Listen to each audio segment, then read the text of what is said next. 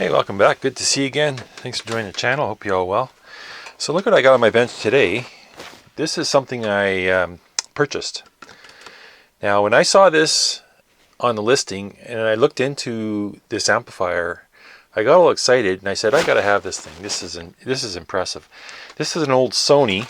What's the part number here? TA-F60 amplifier. It's integrated amplifier. I think it's 70 watts per channel or something like that. 1979 vintage, but this thing has a lot of technological advanced features that you just don't see. It's kind of unique for Sony back in the day for what they did. So yes, I saw this and I got a little carried away and put an offer in, and the seller accepted. And I have dealt with this seller before, and I've wanted to mention his, just hang on, let me get a knife so I can slice this open. It's well wrapped. So this is from Andrew Herba at Antiquium, sorry. And he's a eBay seller in Canada here. And he sells vintage equipment. He sells all kinds of vintage stuff. Some of it's good working equipment, some of it's broken, needs work, like this one.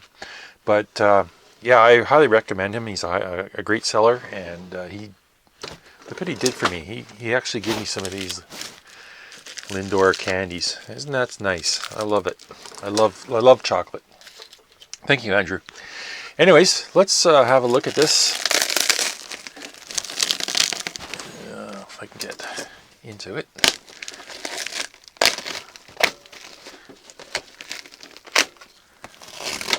A little thank you note from Andrew. There you go.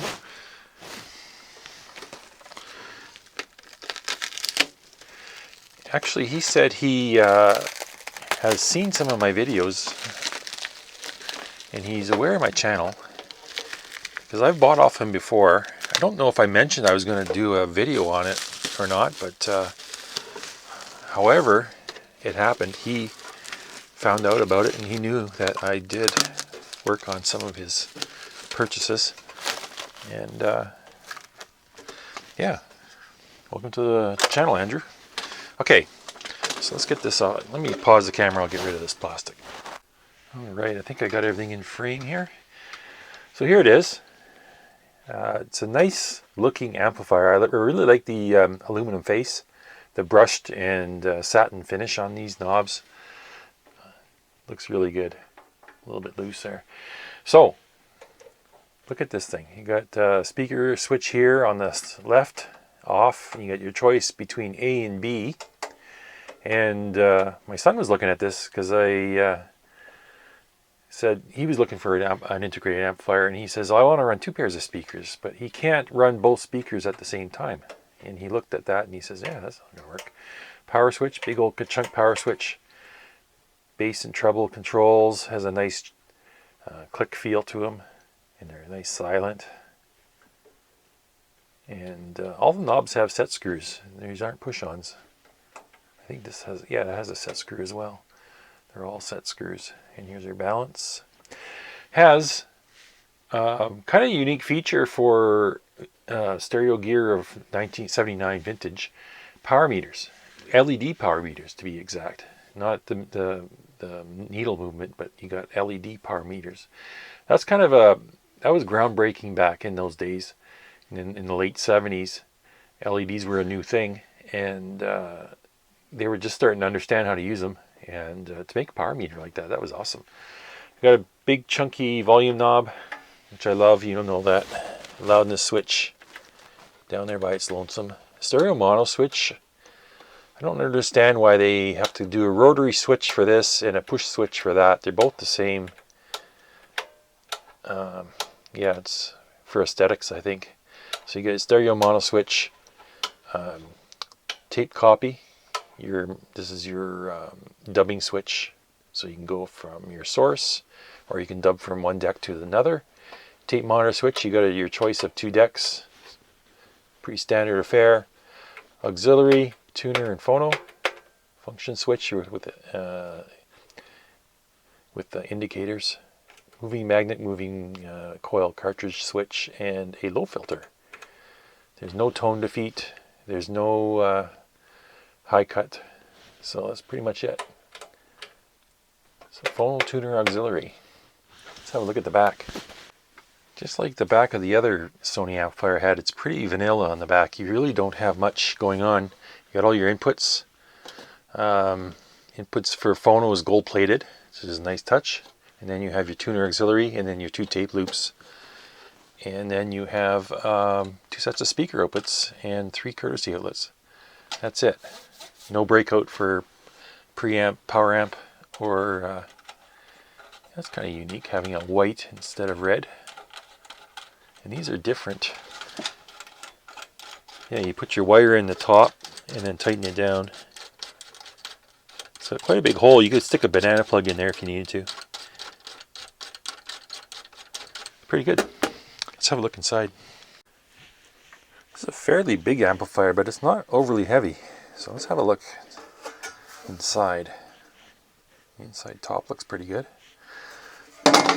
Oops. Now I don't know if you guys notice anything missing in this picture. I'll give you a hint right now.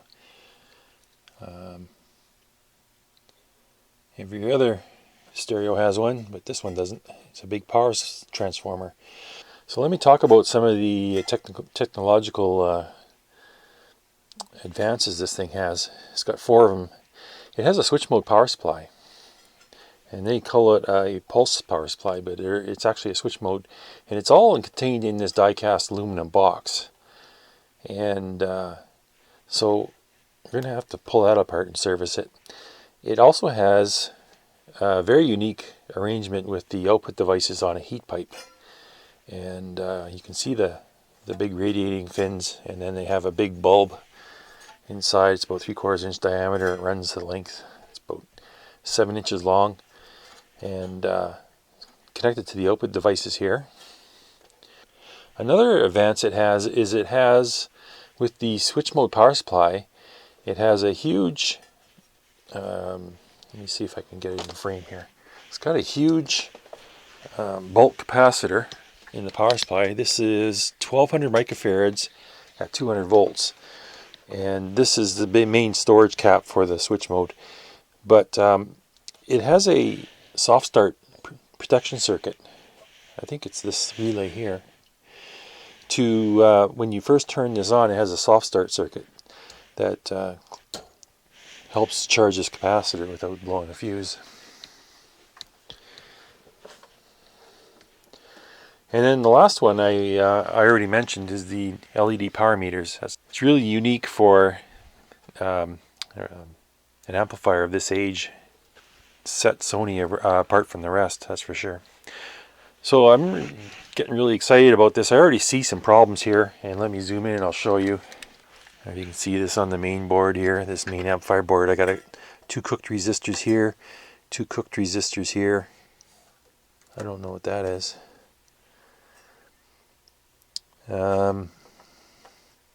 Caps. Got some heat zones here, so I'm expecting some caps to be bad as well. Now, the seller told me this doesn't power up, so let's give it some power and see what it does. Alright, so I got it plugged in. Let's turn it on. And we got absolute silence.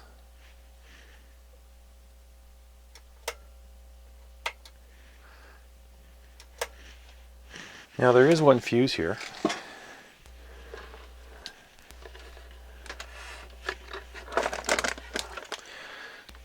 There is one fuse here at the back, 6.3 amp, 125 volts, and that fuse looks intact.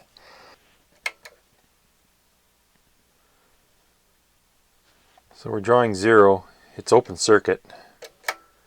So there's definitely something going on in the primary of this circuit. So let me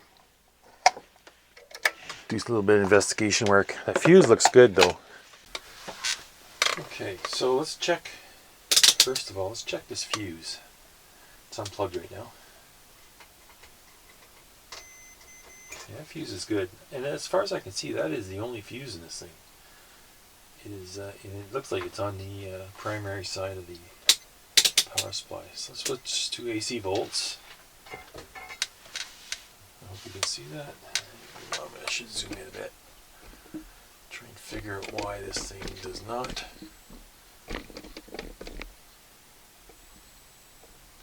There. Okay, so let's plug this in.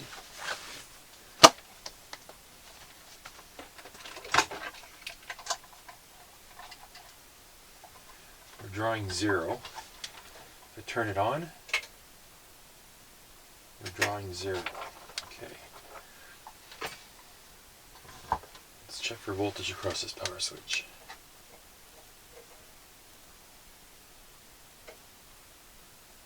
We have 120. Now we're at 0.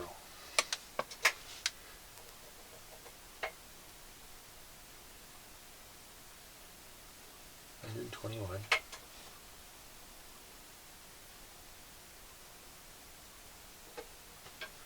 Still nothing there. This should be DC here. This should be, let's see what we got for voltage here.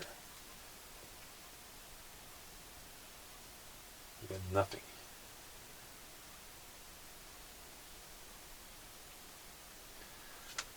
Let's check this fuse. That fuse is open. Okay. There's a thermal fuse here, and let me unplug this. There's a thermal fuse here, and it's wrapped around this resistor. It's a glass fuse, and it has a sticker down here. It says 2 amp, 147 degrees C. So I'm measuring 120 volts across this fuse, and I'm pretty sure that's what they're talking about. Okay, so it might be an easy fix. Let me look in the service manual and see what part number that is, or what. I think it's just a regular thermal fuse, and I have thermal fuses here, different current ratings. I'll have to see if I have any 2 amp ones. Okay, here's a look at the input circuit for this amplifier. We've got our AC plug, comes in, 2 unswitched courtesy outlets, 1 switched, okay, and then it goes onto the board. We have a power fuse, 6.3 amp, that's intact, capacitor, a couple capacitors. Then we have our soft start circuit. We've got a relay, set of contacts, and then across the relay contacts we have a resistor. I think it's 56 ohms. This is really hard to read. And then in series with that resistor we have our 2 amp thermal fuse, right? So when you turn this on, this relay contact's open, and there's no, if this fuse is open as well, there's no way for this for energy to get into the circuit to power it up to energize this relay. So they put that thermal fuse in there, I guess, to protect this resistor, because if these contacts fail, you're going to have full line voltage across this resistor, and it's going to overheat, maybe start a fire. I don't know. It's a ceramic resistor, but this thermal fuse is a safety device, and I'm not quite sure why it would blow. But anyways, let's replace it and get this thing back and running. As you can see here, it's just it takes the AC input from the line and it rectifies it and charges up this 1200 microfarad 200 volt capacitor. Sony did provide us with a little repair hatch here. Let's remove that cover. I don't know what it's going to do for me. It provides access to the bottom of the main power board. Yeah, I don't know. That really doesn't help much. You can get in there with a soldering iron if you absolutely had to, but I'm going to be probably recapping this thing anyway. So I might as well just start removing boards. Yeah, this whole assembly has to come out. The power amplifier with the heat sinking. I think you remove the power supply first. And let's work on the power supply first. Let's see what's inside this little box. I'm kind of really curious about that. Alright, here it is in its glory. It's removed from the chassis. Like I said, it's 4 wires. This orange and black wire, this is your voltage input from the mains. So you got rectified AC. This is approximately 160 volts, 165 volts going in. And then we have a switch mode power supply in here.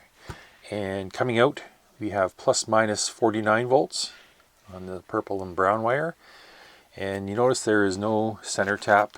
It's all relies on the ground connections of the metal. So look at this thing. This is a 1970s tech. So imagine you're working at Sony and the boss comes up to you and says, we need to develop a switch mode power supply. Call it a pulse supply for the hell of it. And it needs to supply an amplifier of 75 watts per channel. So right there, that's a limitation in itself. You got 75 watts per channel, and let's assume that the amplifier is 50% efficient. So half your power is going to go up into heat in the amplifier. The other half, which is supposed to be 75 watts a channel, is heading out the wire to the speaker. So in reality, you need a power supply that's going to get 300 watts coming to the output here. That's a pretty tall order, and just wondering what the Sony engineers were thinking back in the day when they thought this would be a good idea. And then they had to enclose it into a aluminum die-cast box because of all the harsh noise that it was generating. Switching it around 20 kilohertz, which is right within the audible band, and it probably created harmonics too. So I'm just going to take this lid off. There we go. Pull the cover off, and then we have a gasket here. It's a metal gasket for doing RFI shielding. It's a 2-piece gasket. Look at that, eh? It looks like sintered metal of some kind. Maybe it's tin. I don't know. And inside we have our power supply.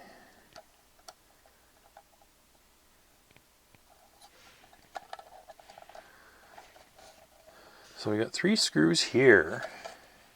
It looks like if I can remove these 3 screws, it should slide out.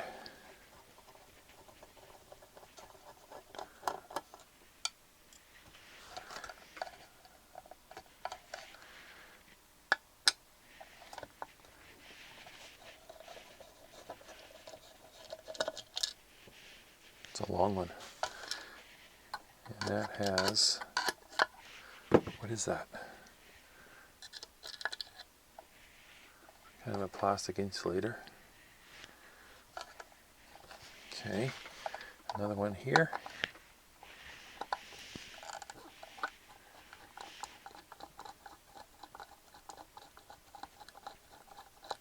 Quite long screws. Okay, take out that insulator.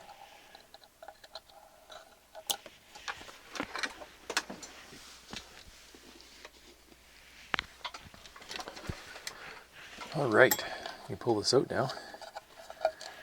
There's a piece of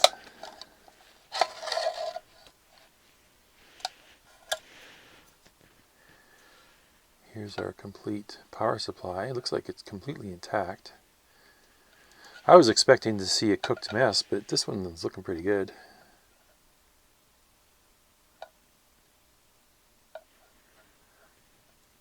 Everything looks not bad here. 47 microfarad at 200 volts. 4.7 at 200. There's 2 of those. Yes, and then there's a bunch of output capacitors. 330 at 63 volts. There's a pair of those. And 100 at 63. There's a pair of those.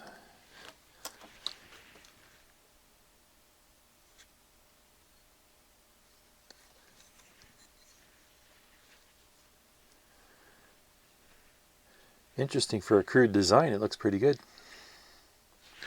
So let's check these caps. Maybe they are okay. What do we have here? We have 85C on this side, and these are 105C here. This is 85. I have no doubts that if I would have plugged this in and turned it on, it would have worked right out of the box. But that fuse kept it from coming on. So if I replace that fuse, I'm pretty confident this is a working unit. Let's see what we got here. Put my meter on.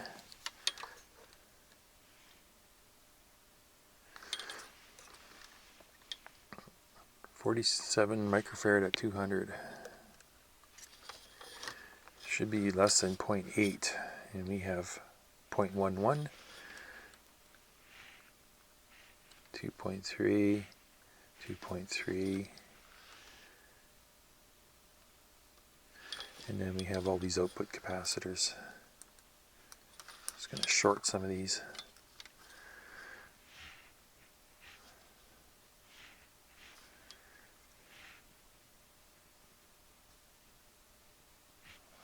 That one's really low.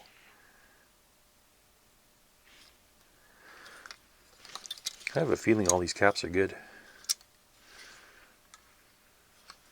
Here's the transformer, semiconductors.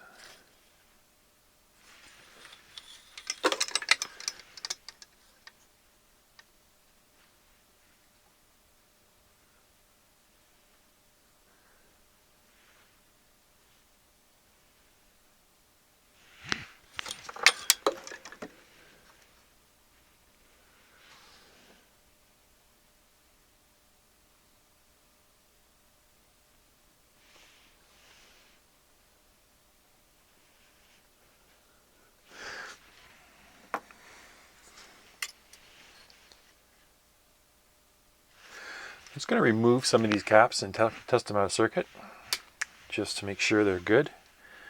Okay, I removed all the capacitors, tested them, and to my surprise, they are all good. They test like brand new capacitors. This is really amazing. And these are as old as the unit. They're original. Now these two here, these 100 at 63, they test a little high on the ESR, so I'll probably replace these two. But the rest of these are like perfect. Okay. Now, I do spot a little problem here, and it's right here on the board. Little conductive glue. Let me see if I can zoom in. You see a little conductive glue there? Right here. Has caused this wire to get green fuzz on it. So I'll clean this off, and I'll probably need to anchor these ferrites down with something else. Well, we'll see how it comes. I can use silicone, but yeah, that's the only problem I find on this board. Okay, so replace two caps. I really didn't need to, but I wanted to because these were starting to get a little high in ESR. And all the other caps tested just fine, so I left them alone.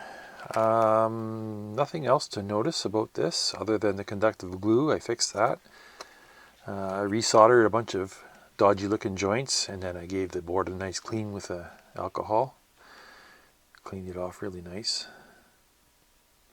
One of the things that kind of bothers me about this power supply setup, okay, you got your 160 volts coming in on this line, and you have your B plus, B minus on this. This is your B plus, your brown, and the B minus is your purple. Now, B minus, B plus is 49 volts, so between these two you'll have 98 volts, right? But your center tap ground connection is connected through this link. There's a link here, SR3, and it goes to this screw, and then it goes to the aluminum heatsink to the box. And this is your ground connection for your amplifier. This is your center tapped ground. I'm not happy about this. If any of these points of connection fail, then you can have a open ground, and then that would wreak havoc. I would like to see, what I might just do is drill another hole here somewhere in the middle of this big copper trace and add a third wire for the ground connection and have a dedicated ground point. Now I don't know, this is probably very, very noisy, and that's why they had the gasket around the top and everything enclosed in a die-cast box. So if I bring out a ground connection, it might be very noisy. I don't know. I'm going to try it. I'm going to bring out a wire here. I'm going to drill a little hole and make this a 3-wire connection, not a 2-wire. Okay, another thing that I see here is this sill pad they have on the inside. Just kind of plastered down with heatsink group, which is all dried out. So I think I might just reapply this stuff. This stuff here is dried up. It's all chalky now. And that's a crude sill pad, I'd say. You gotta remember, this is 1979 technology. This is almost like space shuttle stuff here. And you got power supplies built into boxes.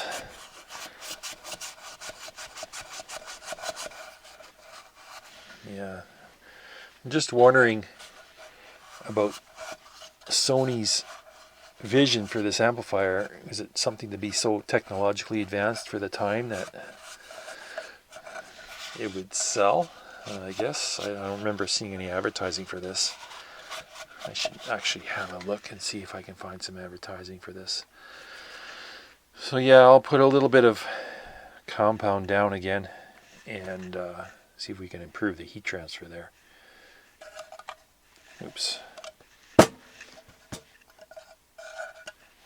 Yeah, I think this would be a good chance to use my new stuff.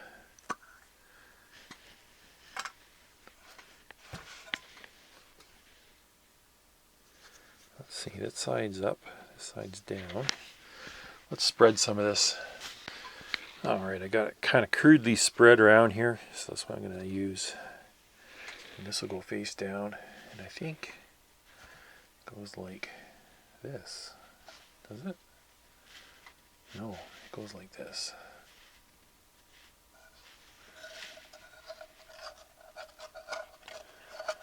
And get that to stick in place.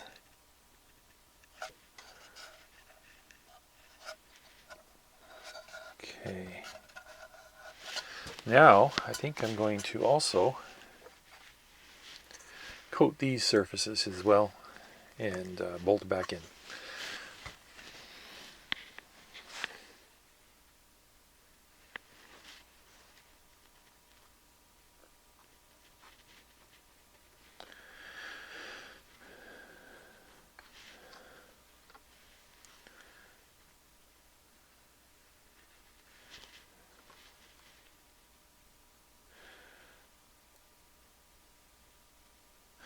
Now I don't believe there was a problem with excess heat because I didn't see anything inside here that was scorched or overheated or roasted.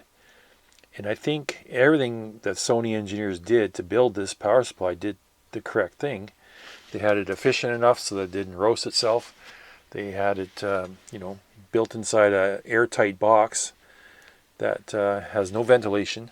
And I think from looking at the what was cooked on the amplifier board, I think this has survived pretty well. So I'm not dissing Sony for anything they've done here. I think that's an excellent job they did on this little switch mode power supply. The pulse power supply, what they call. So I'm just going to get some more on here and spread it around a bit. I think that should be good. And we should be alright.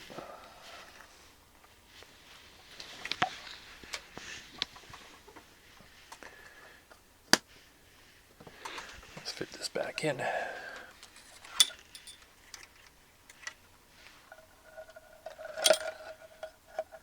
if I can get this to line up.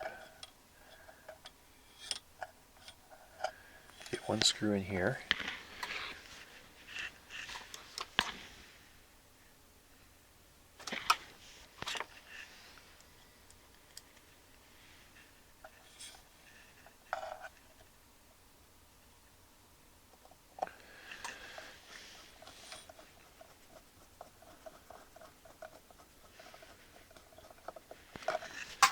these two insulators in place.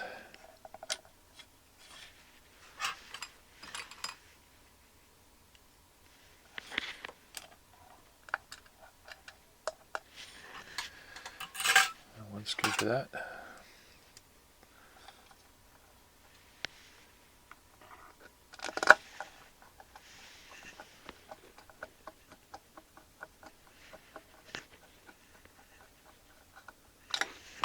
Another insulator.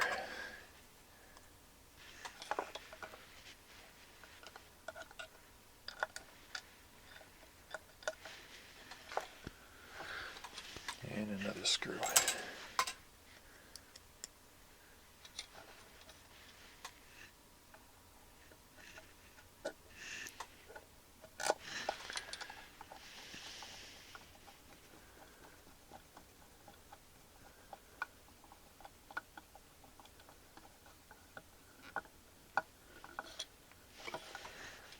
Torque these down.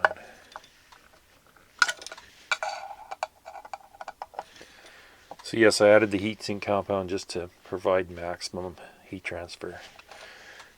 And maybe it'll help, maybe it won't. Maybe it won't make a bit of difference, who knows. I don't know how hot this thing gets. But like I said, I don't think it gets too hot. That goes there, that goes there. Now we need our special gasket.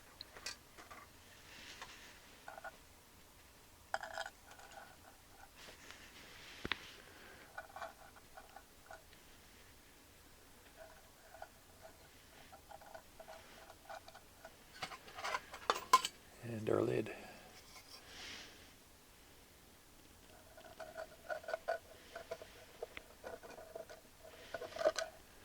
See, this has to catch on the board, and I don't think it is.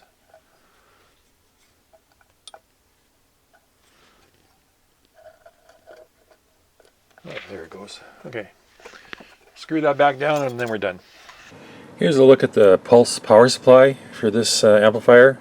We have our 165 volts coming in here. They have 130 volts AC written here, but that's incorrect.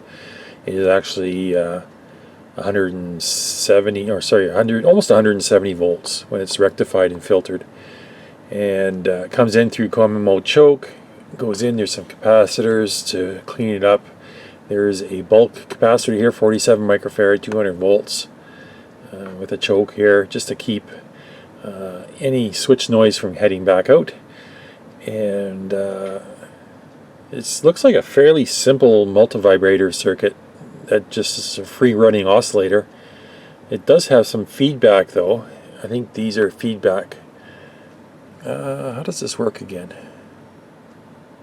There is a couple of little tiny transformers on the board, and I think those are these are what's driving these transistors. And yeah, this is a feedback here, and this is our main power transformer. And on the outside here we have a full wave rectification, and this is our center tap grounded, of course. And then we have, what else is going on here? This is our, they have a show a line going out, but there is no line going out here. I added a line. They have a couple of 330 microfarad at 63 volts, and then they have a couple of 100 microfarad at 63 volts with some chokes in between to clean up the noise. So yeah, it's fairly simple. Looks to be robust, and I don't know. Let's see how it works when we power it up.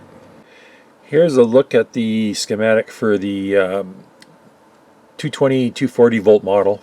The ones for Europe and Australia, UK. There's a little bit of difference here in the circuits. For example, instead of one big bulk capacitor, 1200 microfarad at 200 volts, they have two 680s, two 680 microfarads in series, and that does not add up to 1200. That actually cuts the capacitance in half down to 300. That's weird. That doesn't look right either. Pretty much everything's the same, except this would be a higher voltage, of course. I think it's running close to 300 volts once you get 240 and rectify it and filter it. I think it goes up to, I can't remember off the top of my head, but it's, let's see, I can do the math.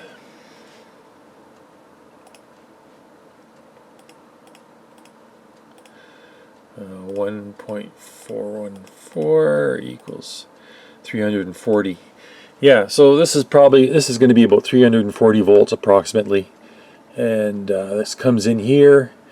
Same thing, we have capacitors. This is a little different. We have a 22 microfarad at 400 volts instead of a 47 at 200. We have a 22 at 400. And yeah, it's, and then here instead of 4.7s we have 1.2 microfarads, working at a higher voltage. I don't know why they cut the capacitance down. I guess it's all compensated for and taken care of.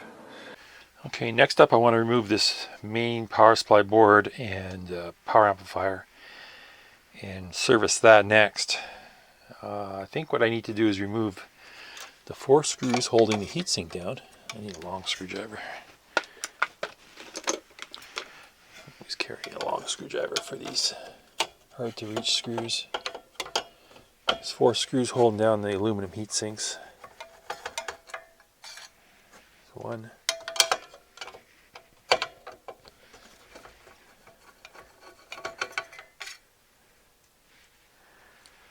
Let's see, we got 2 back here.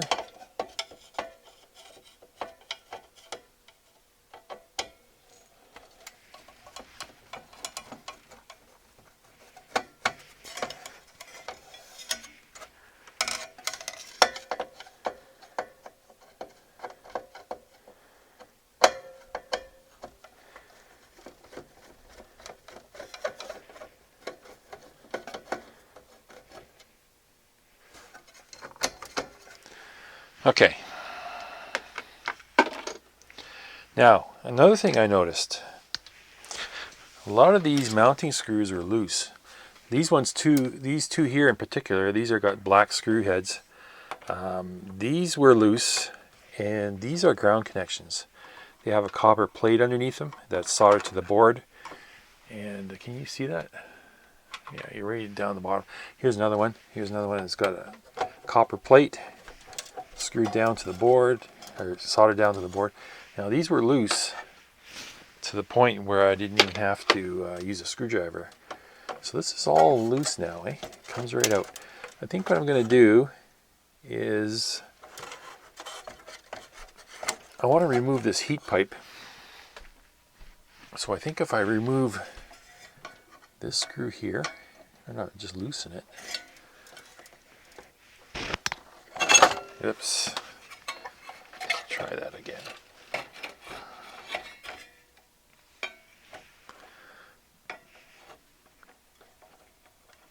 This is kind of a clamp thing, I think. And it's got this stuff here. It's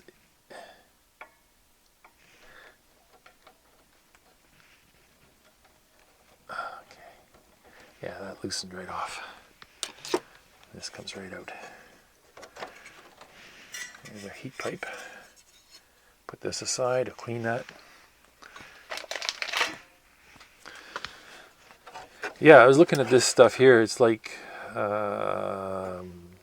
grease, but it's almost jelly like a silicone. I wonder. And this side has blue, this side doesn't. So I wonder if somebody replaced these transistors. Let me see here. Hooked up on wires. Yeah, somebody did replace those transistors. They've been soldered. Okay. Let's have a look at this.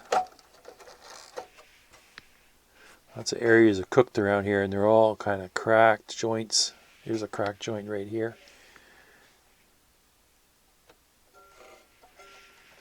Some more cracks over here. That's what I want to find. I want to find the bad stuff.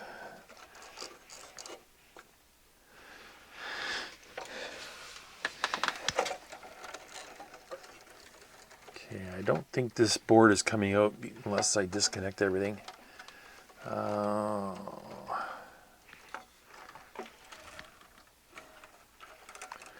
think I'm just going to work on it like this. What I'll do is I'll prop it up sideways like this, and then I'll change all the caps.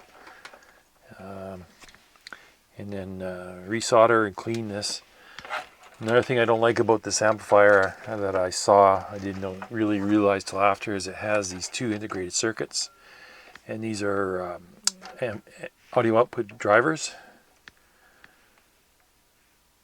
They do the driving of the main transistors, power transistors. And this relay looks really messed up. No, that's factory soldered like that, but somebody's yanked that cover off, it looks like. I'll have to check that as well. And I got a thermal fuse to replace. Right here somewhere. And I have another relay. Got two relay contacts to clean. So I'll get busy on that. This is not easy to work on. Okay, so you'll need a 2mm Allen key to remove these knobs, all of them. And to your surprise, you'll see that these knobs are all solid aluminum, just machined out of a single piece. Incredible. They're heavy too. I wonder about this one. I can't get this one out yet. There we go.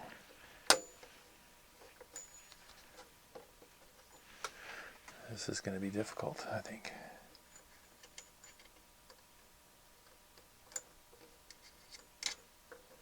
Nope.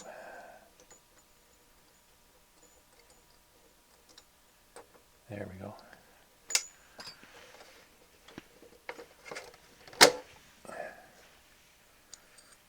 Yeah, it's...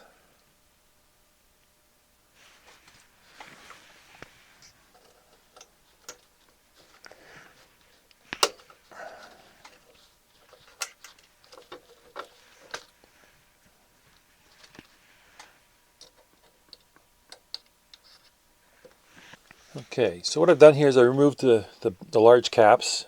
I took the 3 of them out. I'm going to have to clean all this spooge out from underneath them. And I also removed the 2 relays. Just, they're going to need cleaning anyway, so I took them off the board just to get them out of the way. This fuse, I still haven't changed that yet, but I have replacements. Let's see here.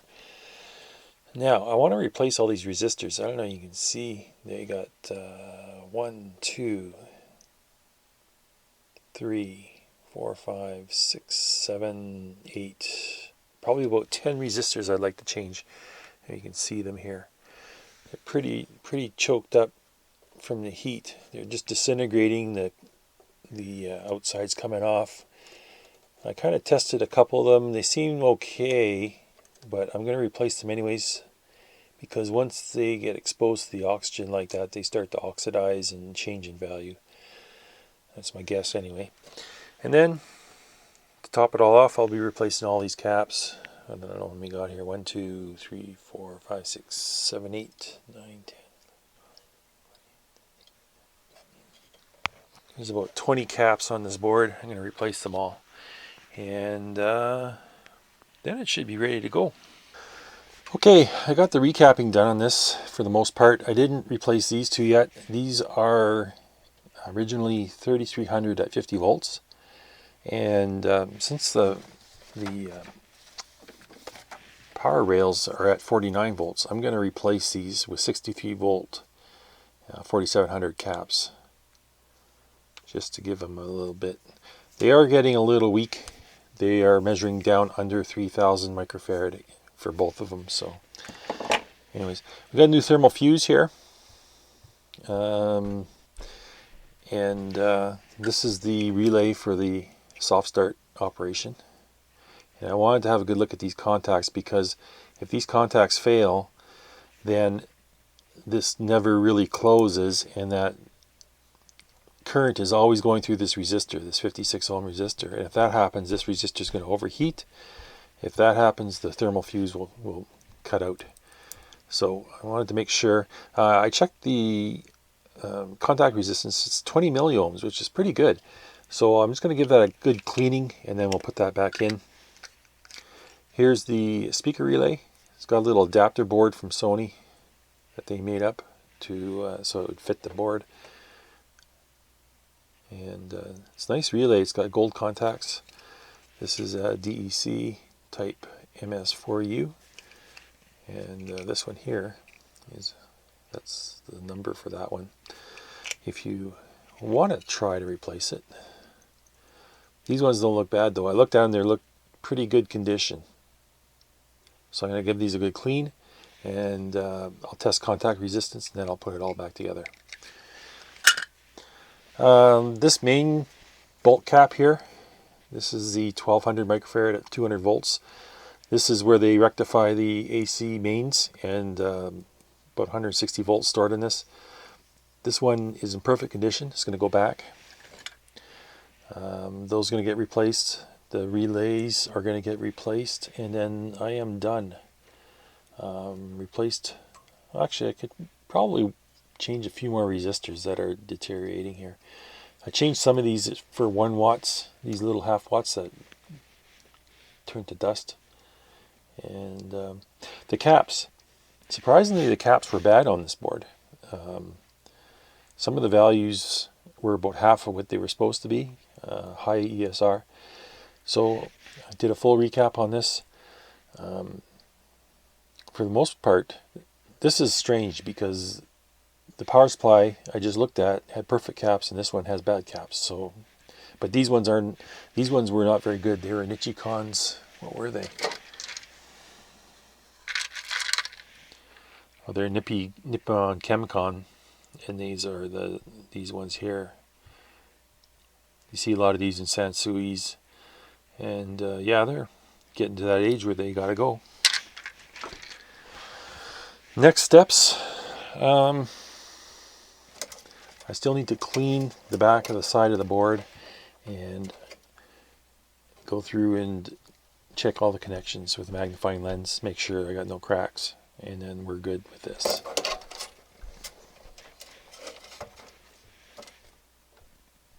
Four of the low value electrolytics were replaced with film caps just to keep them stable. I noticed they didn't check anywhere close to what they were supposed to be. The tolerance is way out. Got a mystery of 2 diodes here that are cut. I don't know what the story is behind that. I should actually read the service manual. There's something to do with setting it up, maybe. I'm not sure. These heat sinks here on these ICs are brass, and they're soldered in place, but they will. See, like this one's cracked and loose, so I'll have to make sure I resolder that. This capacitor here is a 0.047 microfarad across the line cap. Might be a good idea to pull this cap out and check it, make sure it's good. It should be an X-rated safety capacitor, but for right now I'm just going to leave this one alone. Here's a look at the meter board. It's got these 2 meter modules, or LED modules. These are from Sanken, and I don't know what they're, 13 LEDs. 4558 op amp in the middle, just to provide a little amplification for the signal, especially on low volume. And there's 2 sharp IR 2406 chips. These are the LED drivers. Pretty basic, pretty simple. I don't understand why they have to have all these debistors. There's one here, one here, one here, one here, one here. There's 5 of them. I don't know what they're doing with those. That's some weird engineering, if you ask me. I don't know. Sony is known for doing weird stuff. Okay, it's pretty basic. You got on the left here, you got 2 wires coming in. That's your power. And then on the right, you got your red is your right channel, left is your white. And that comes in from the where the speaker switch is and the headphones. Okay, so that's where they're getting their signal from.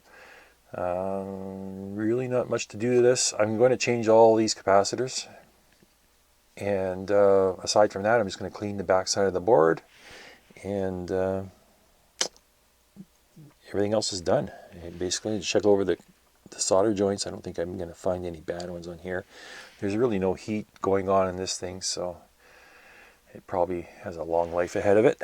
So I'm just going to get on with that. I'm going to replace these 6 caps and clean it up. So one thing I just noticed, I think it's worth mentioning here, is, like I said, the wiring. I got the power coming in from the left here. There's a power supply over on the left-hand side, or actually the right-hand side of the unit if you flip it around.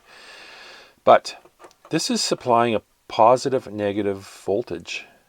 And I was looking at this, as why is it got dual rail? Doesn't really need it. And there's a pin here marked G for ground, but there's no wire going to it. Doesn't go anywhere. And then look at this.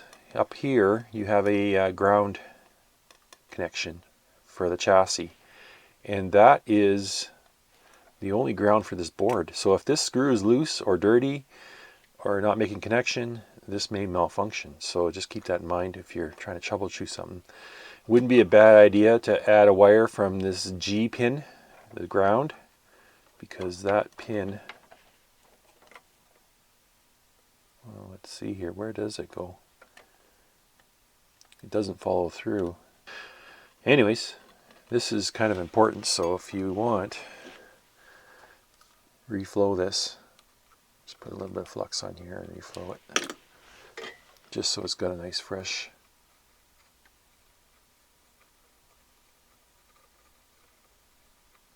Clean it off, and then it'll make a better connection when it's screwed down. So yeah, I got 2 more capacitors to install, and then I am done this board.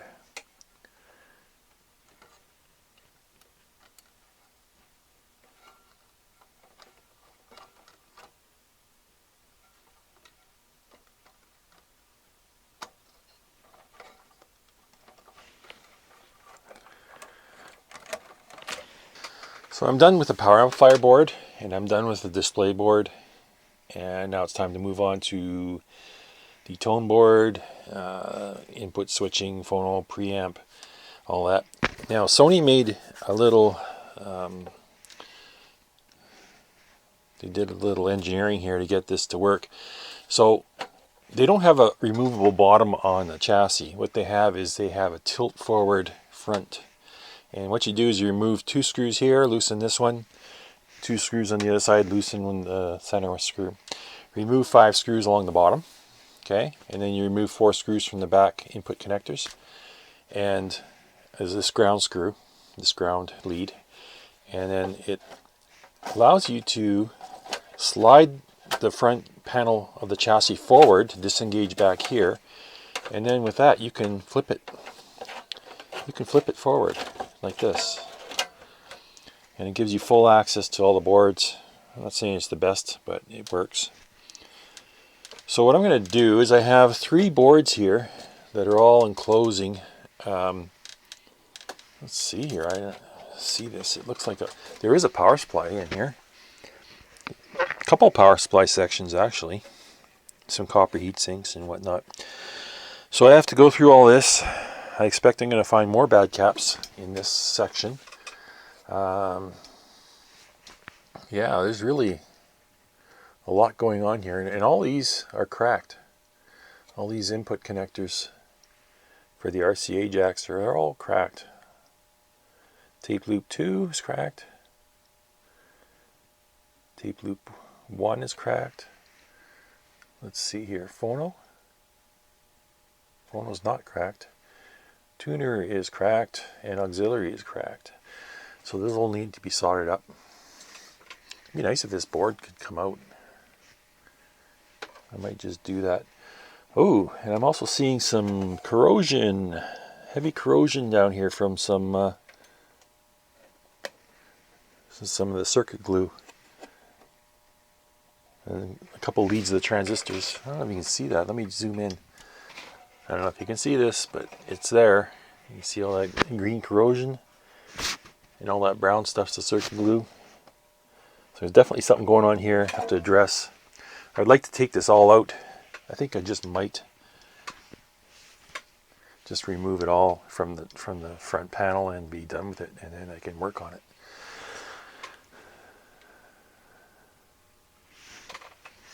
Let's see, what is holding this in? Some pots on this one, pots and switches. Yeah, this should all just come out as a unit. It's all soldered together. Well, actually 2 units. It'll come out as 2 units. So what I'll do is I'll take this one out and service that separately. Alright, so here is all the input section. I just removed it as a unit because I have so much going on here. I gotta explain to you what I've found so far. So it's fairly easy to remove. I had to remove 2 power wires, the plus and minus from the main the rails, and then there's another 2 power wires that go off to the power meter. Okay, then I had to remove these from the tone board, and I think that was it. No, there was 4 wires down here to remove. Okay, so this makes it a lot easier to just take it all out as a unit instead of trying to work on it inside. So let me show you some of the stuff I just found just from removing this and looking at it. Obviously, I already pointed this out, but the majority of these are all cracked and broken, these solder connections. Okay, so that's a huge thing considering if you have any flex at the back. Another thing,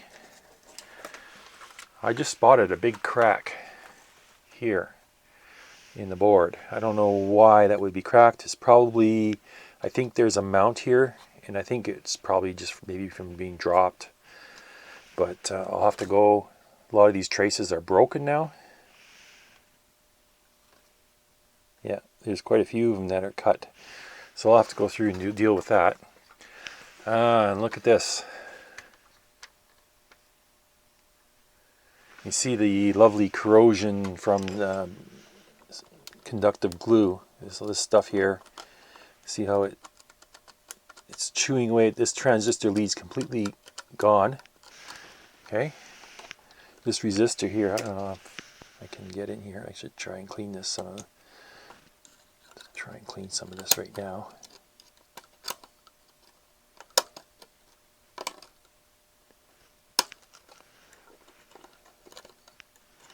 This transistor leg might be gone. And this resistor here is not looking good. I have to replace those 3 parts. Maybe 4, or maybe I'll replace that resistor as well.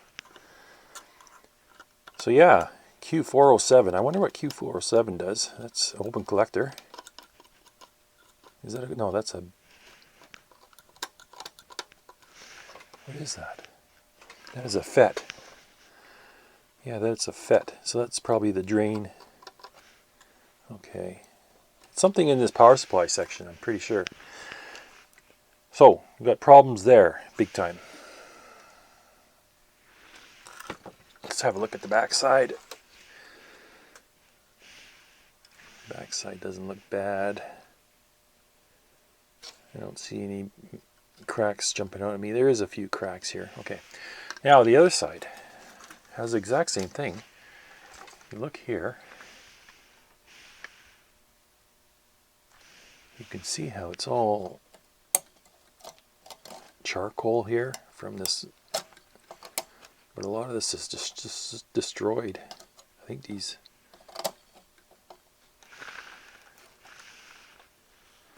yeah, so I'm gonna have to get after that and clean that up.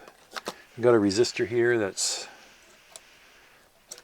probably got a broken leg, or will be. It's very thin.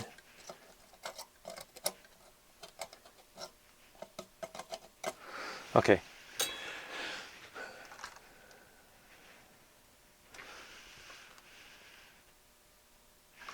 And then of course I need to do maintenance on all these switches. I'm going to recap everything here, and then let me do the recapping first and then I'll come back. Here's a look at that regulator circuit that I found the bad transistors in. It's right here, this little circuit here. Q407, that's the one that had the corroded leg. That's a FET, and excuse me, I think one of the legs was a source or drain, I'm not sure, that was cut. And then I also found C408 here, this one up beside it. This one was also shorted and defective, so I replaced both these transistors. So what does this do? Well, this line here that comes from the right, this is the negative 49 volt rail from the power supply, and it goes in here, and then there's two regulators. I think there's one here, this transistor Q412. This sends power out to the display unit, the power meters, and this one sends power up to this amplifier chip here. This amplifier chip here, and this is a line amplifier in the preamplifier. So yeah, there's got your volume control amplifier and then output to your power amp. So it's a good thing I caught this and I didn't plug it in, turn it on, because this could have sent 49 volts up to this chip, which would have blown it for sure. Yeah, that would have been catastrophic. And trying to find one of these chips, I think it's a, what is it? It's a HA1457. It's a Hitachi chip. I could probably find them, but it would be a pain finding that. So yeah, it's a good thing I caught the bad transistor and the short and fixed this all up before I powered it up.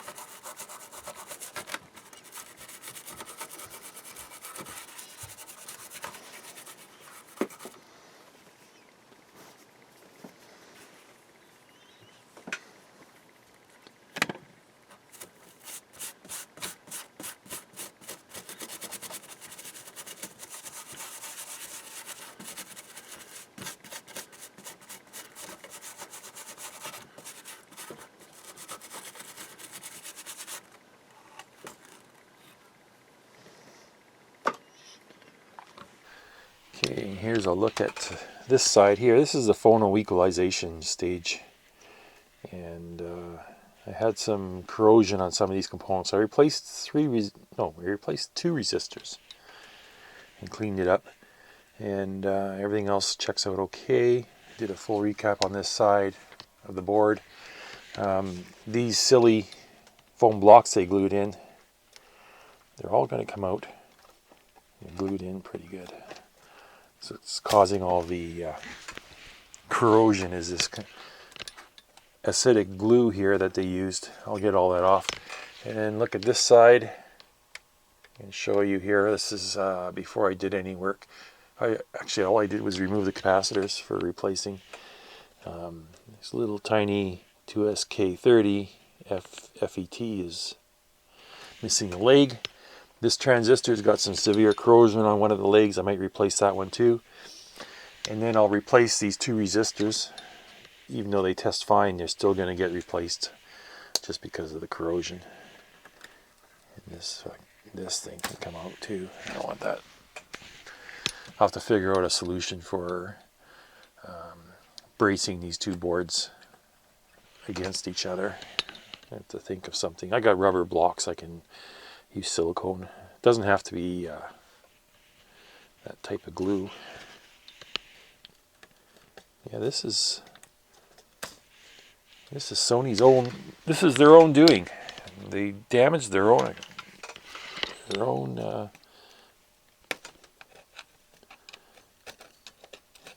Clean all that off.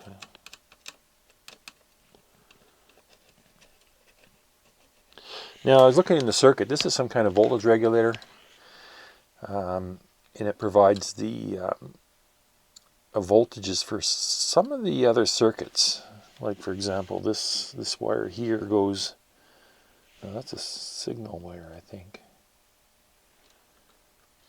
This here provides voltages for the phono preamp stage, as well as the tone control stage and preamplifier stage. So this is like a little regulated supply for all of the non-power systems. So what I'll do is I'll replace these two resistors, this transistor and this transistor if I can find it. It is a 2SA1138. I don't think I have any of those.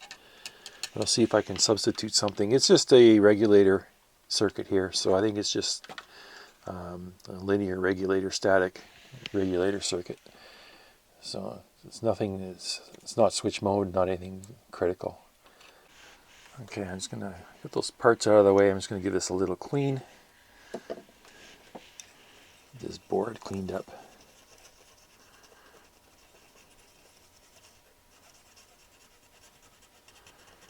When the corrosion gets in there, it's as long as the corrosion doesn't go down the hole and attack the copper foil, that's the main thing. But I think the foil is okay on this board.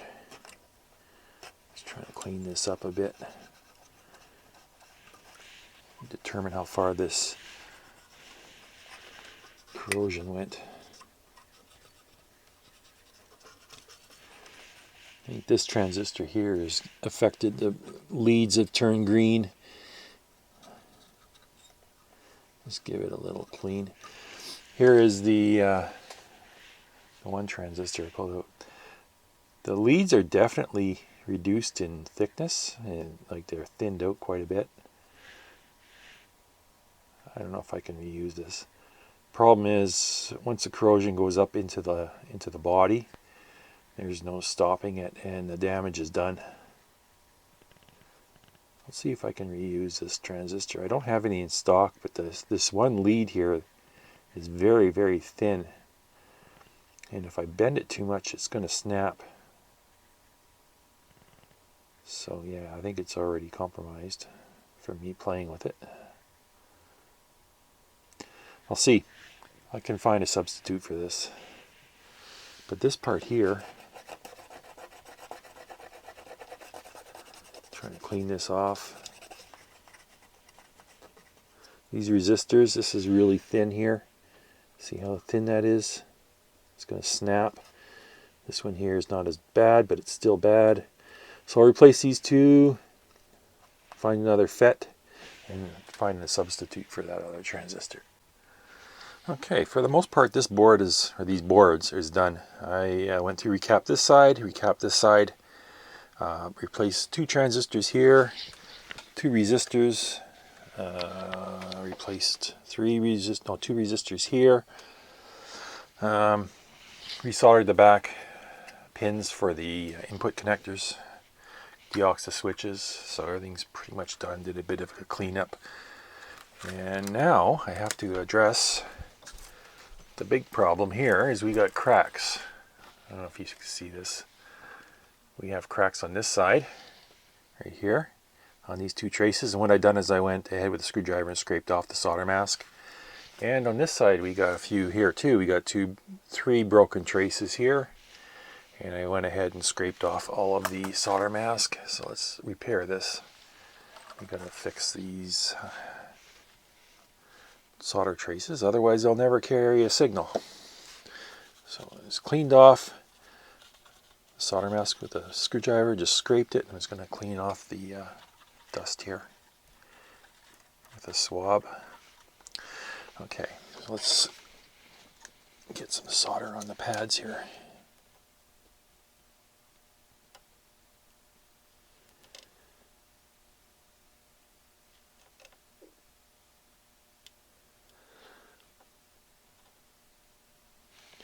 This one here is cracked probably about halfway through, but this is a dead end here. It doesn't do anything. So I'm just going to fill both sides of this crack with solder and hope it adheres. Generally, you don't want to bridge a crack with, or a broken trace with solder, because solder is not meant for that. It's not a structural component. It's very soft and it cracks easy. Best bet is bridge it with a wire, and then that way you know it's not going to break over time. Okay, got those ones. And then there's a bunch here.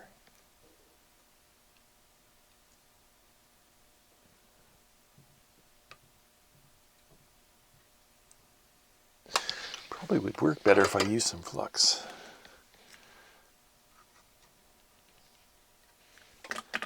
Let's see how this works.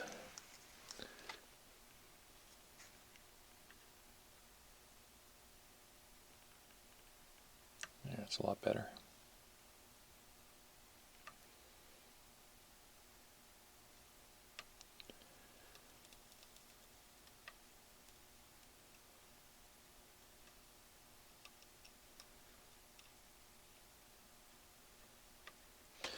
Okay. So what I use for bridging is I use this, it's a very fine gauge. I think it's like a 30 gauge.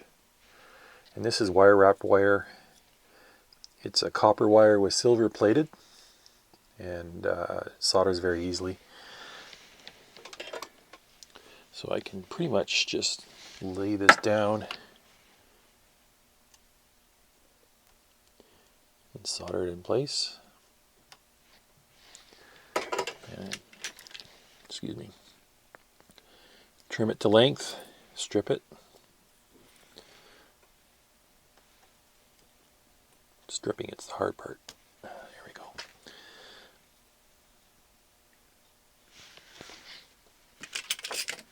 And we can just lay this down here and solder the other end.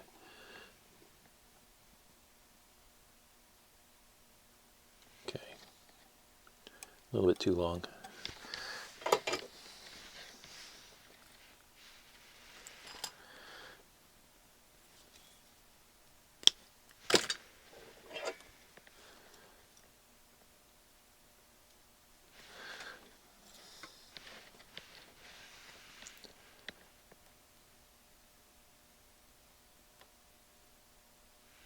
Okay.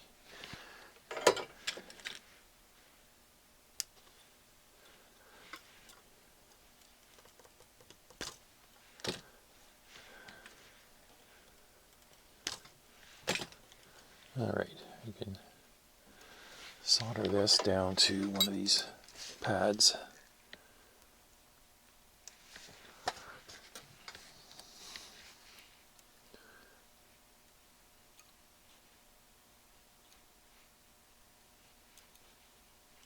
Okay.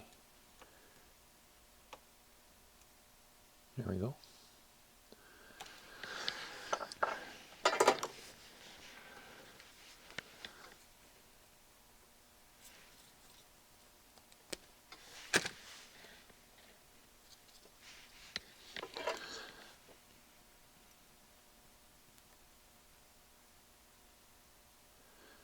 There's a danger in using solid core wire because it has the tendency to break if you flex it a few times. So as long as you tack these down with some kind of adhesive, I could use hot glue and tack these wires down to the board so they don't move around. They'll be okay. And of course we're not carrying any high current here, so we can use a thin wire. If this was a current carrying track, I would probably rethink this wire and get something bigger. Okay, so this side's done. Actually, this is way too long here. Break this off.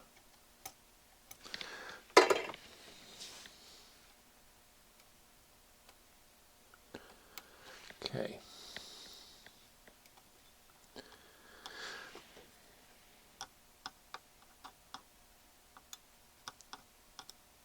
Good. Let's do the other side.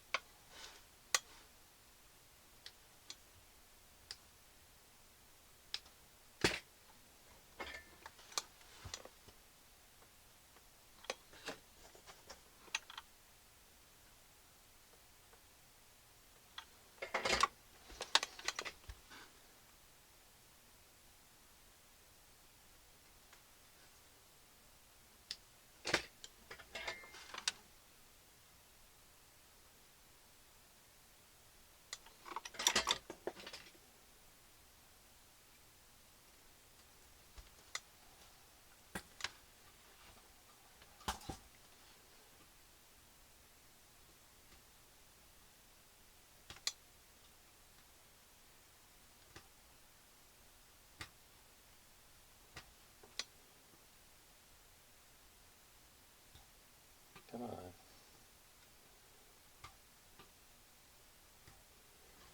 Okay, you want to strip.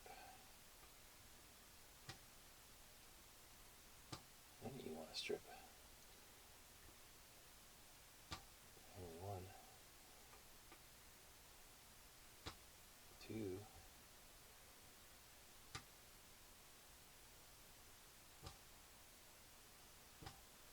There we go. Kind of a bad strip, but it did it. Okay.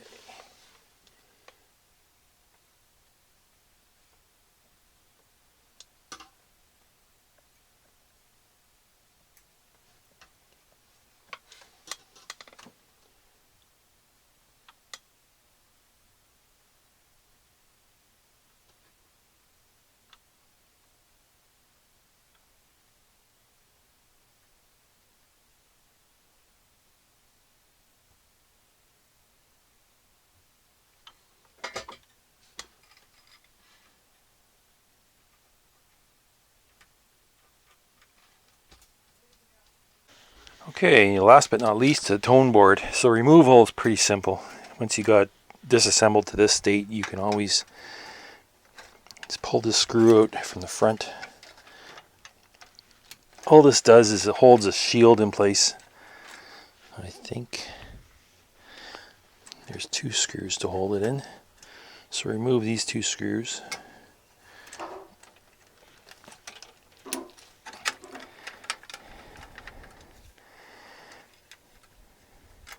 And remove this shield, because this shield is going to impede your progress of getting out the other board, and get rid of this glue. Okay. Then there's 1, 2, 3 nuts to remove. Okay, from those 3 pots.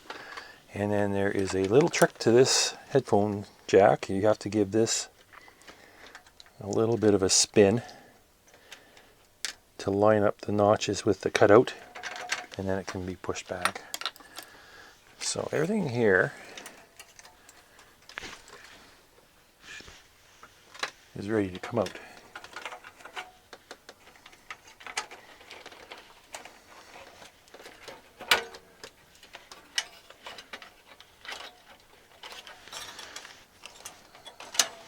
There we go.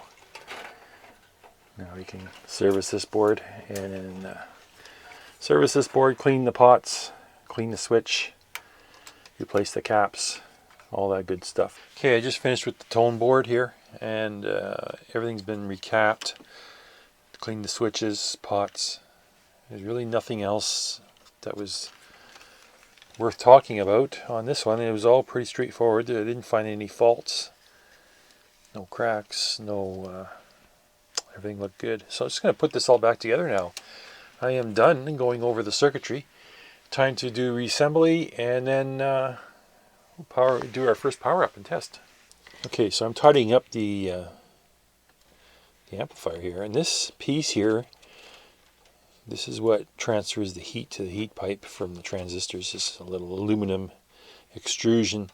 Now this had no insulator on it, no sill pad, no mica washer, nothing. And I guess they're relying on this. There's a black paint, coating of black paint on here, and I guess they're relying on that for the insulation. But I'm going to get this all greased back up. I did look in the manual, the service manual, and then no mention of a insulating washer.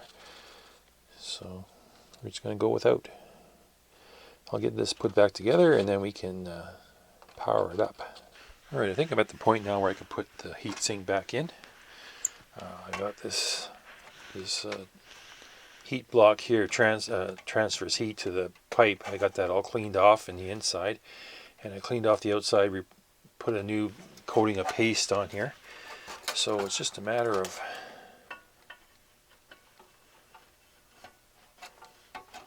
getting this to fit. Okay, I want to make sure everything's lined up before I tighten it down. So I'll put a couple screws in here. I think that's pretty close.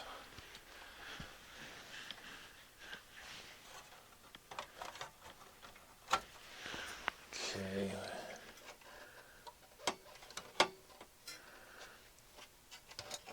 What I'm going to have to do is tighten these screws.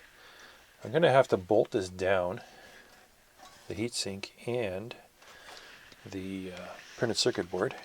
See, things aren't quite lining up. Let's put a screw in here, hold this down.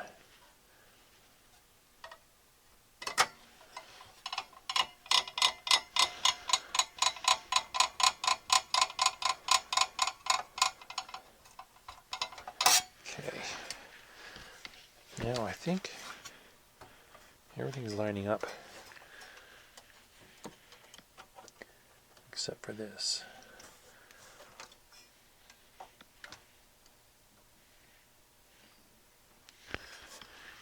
You get a screw here just to hold the printed circuit board in the correct position.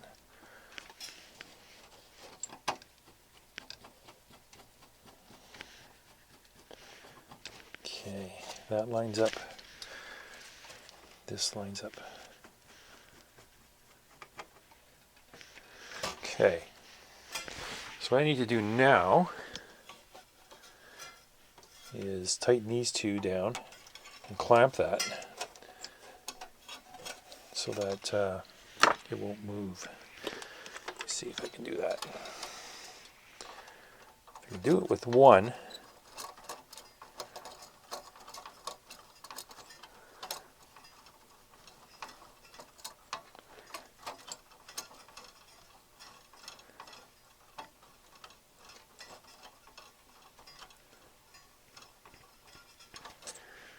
okay, is that still loose?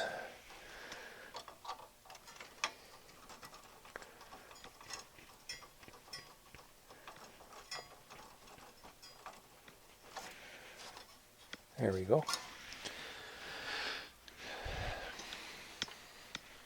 Now what I can do is I can remove this screw and this screw, remove the whole assembly, and then I can tighten all these screws down, and then I can put it back in and know it's aligned properly now. Alright, here we go, first power up. Let me get my power meter in the frame here. So it is plugged in. Let's try it. I hope it doesn't blow up.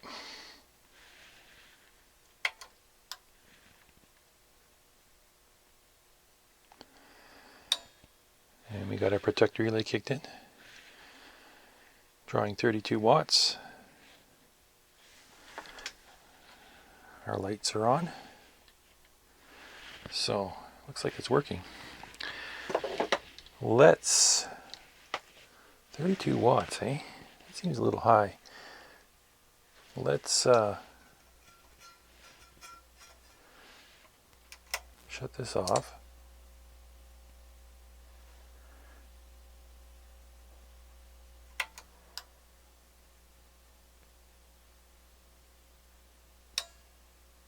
Okay, before we go too far, let's do our adjustments. We've got DC balance, we have our bias adjustment, and meter level adjustments. So let's do the bias adjustment first, or sorry, the balanced adjustment first. I got it hooked up on the left channel, and left channel is here, right channel is here. So sounds pretty simple. Let's turn this on.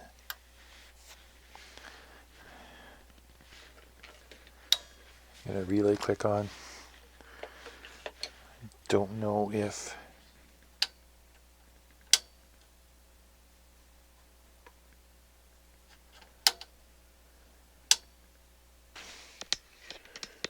speaker A should be okay, this is speaker A right now. Okay, so we got 53 millivolts. Let's adjust this so we got 0. And a better screwdriver.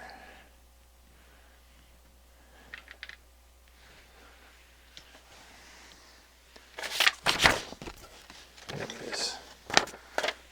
Okay. Let's adjust this for 0.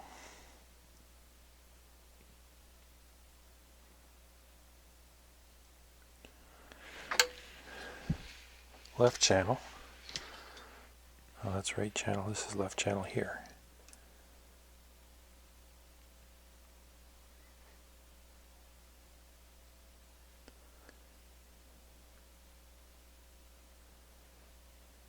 Okay, we got our 0. Let's go to the other channel. Adjust this as well.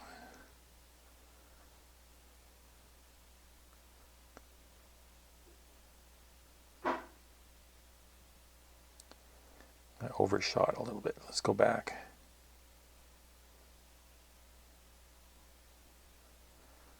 There, sounds good.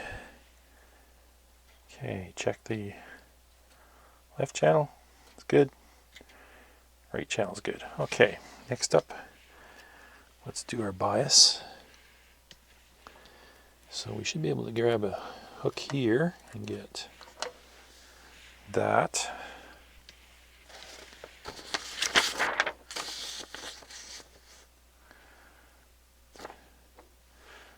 So I connected to the left channel. The left channel is this one. So we need 22 millivolts. We only got 14. Let's try adjusting this.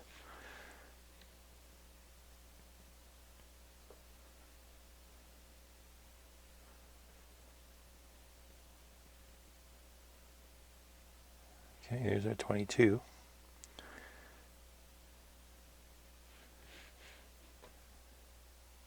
$21.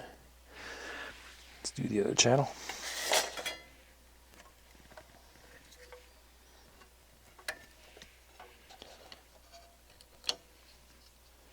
You gotta be kind of careful. This is all high voltage here on this side of the board.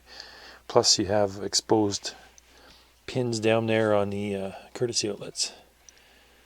Okay, we got 17. Turn this up to 22.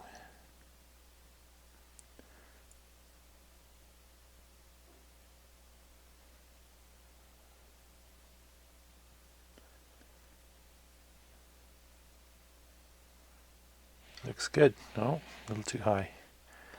Let's back it off some.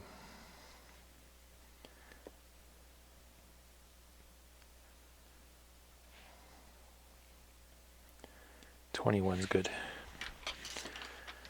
Okay,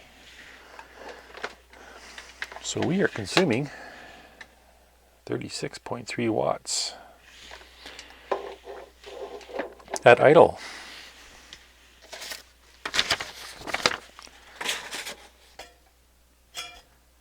It is getting slightly warm.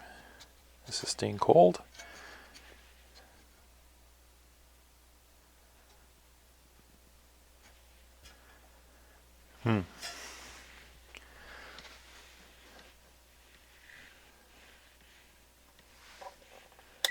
Let's check our voltages here. We have,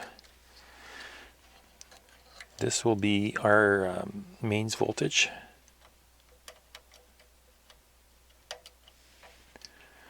Should be 160, 168. That looks good. And this is what's returning out of the power supply. So we have our positive, should be 49 volts. 48, okay. This is our negative supply. Negative 48. Everything looks good.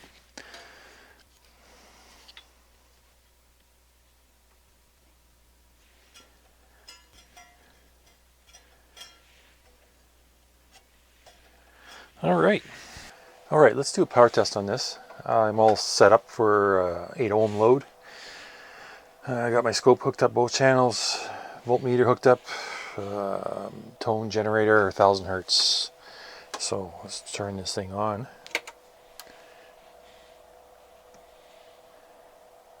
And do a power test here.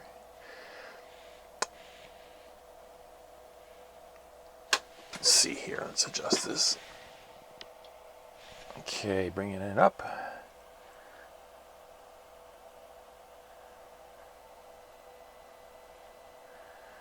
Right about there. It seems like the left channel, which is the top, clips sooner than the right channel. So I'll adjust the clipping on the left. Kind of hard to see, I got the wrong glasses on. That's better. So yeah, we're just below clipping right now, 27.35 volts RMS on the output. Let's let this go for a while and we'll see how it behaves. Quite happy that this is this repair worked out as good as it did. I had a lot of problems in it. I had problems with blown thermal fuse, 2 bad transistors, resistors that were overheated and turned to dust, cracks on the boards, had a whole bunch of dirty switches and pots. So let's keep this going for a few minutes and we'll see how this turns out.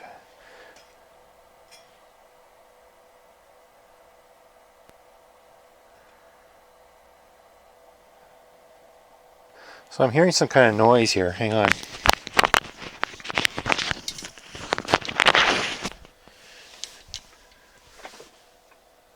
About 3 minutes. We're about 3 minutes into this.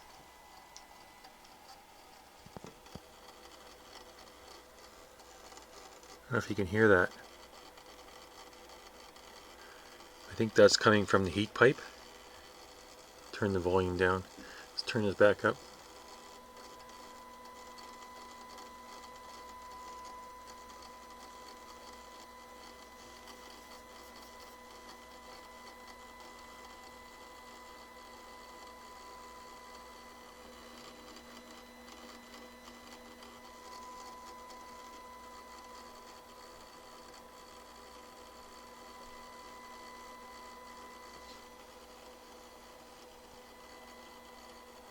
I wonder if I tip this up.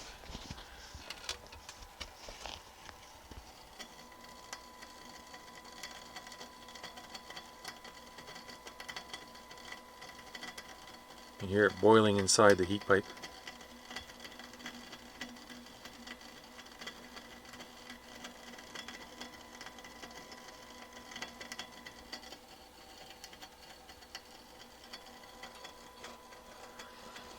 Now you got to remember, this is a crude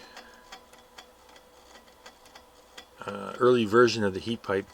They make them nowadays, they're much more efficient and better. but yeah, if I turn the heat down, it kind of subsides.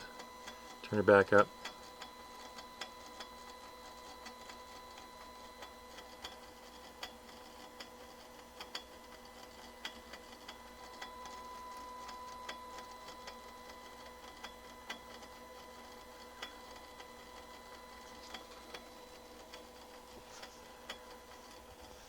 Okay, well, it's been about 5 minutes now. I think it's proved its point. I'm going to shut it down.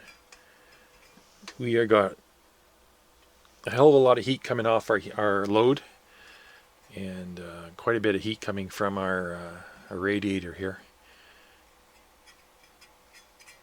So everything seems to be working good. I held up. It's got full power. Let's try a few square waves and see where this takes us.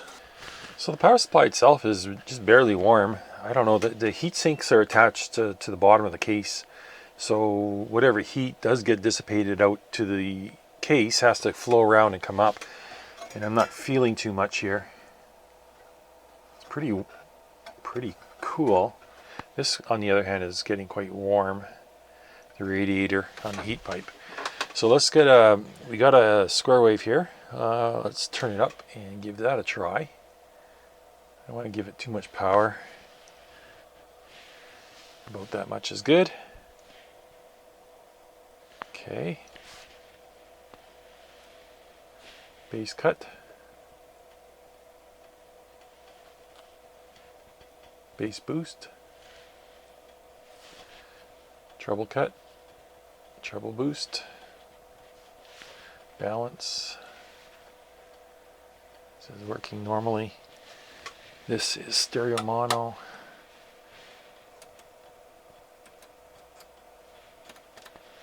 Okay, what I want to do is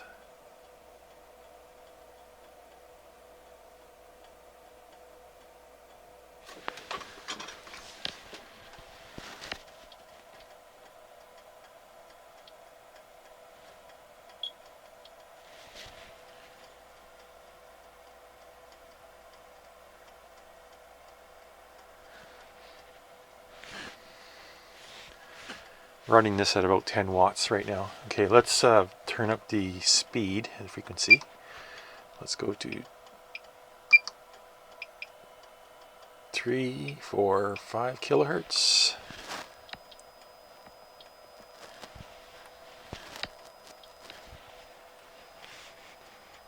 You can see it's a little slow on the rise and a little slow on the fall, which ain't bad. It's for 5 kilohertz. That's pretty good actually. Let's go up to 10. 10 kilohertz. More of the same thing.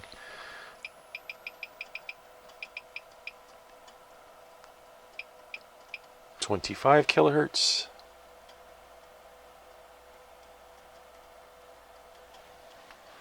Everything looks good. Let's go back to sine wave. Let's go back to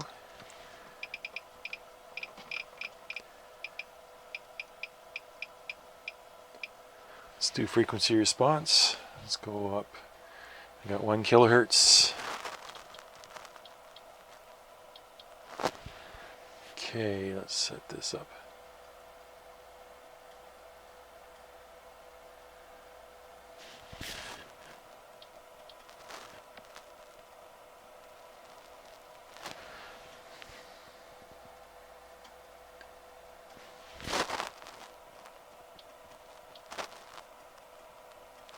Okay, there's our 1 kilohertz reference. Let's turn this down.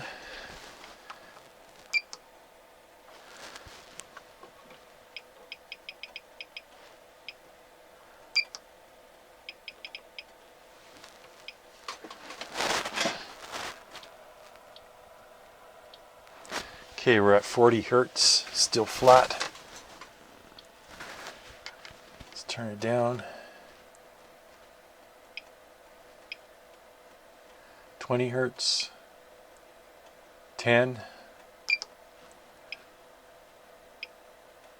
8, 7, 6, 5, 4. It's pretty flat right down to 5 hertz, which is kind of amazing. You can still hear this thing popping and boiling.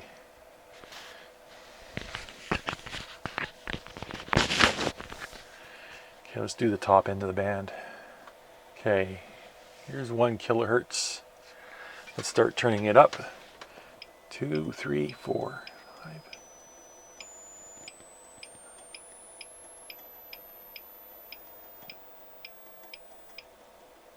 It's 20.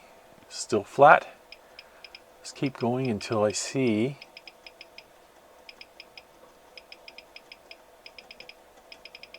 right about here. It's at 59 kilohertz. Starting to drop off around 55. Yeah, after 55, I think we lose it. It's actually a pretty impressive amplifier for its, you know, for what it is. It's actually doing pretty good. I'm quite impressed. So I'm going to have a lot of fun listening to this one. Let's turn this down and give it a rest.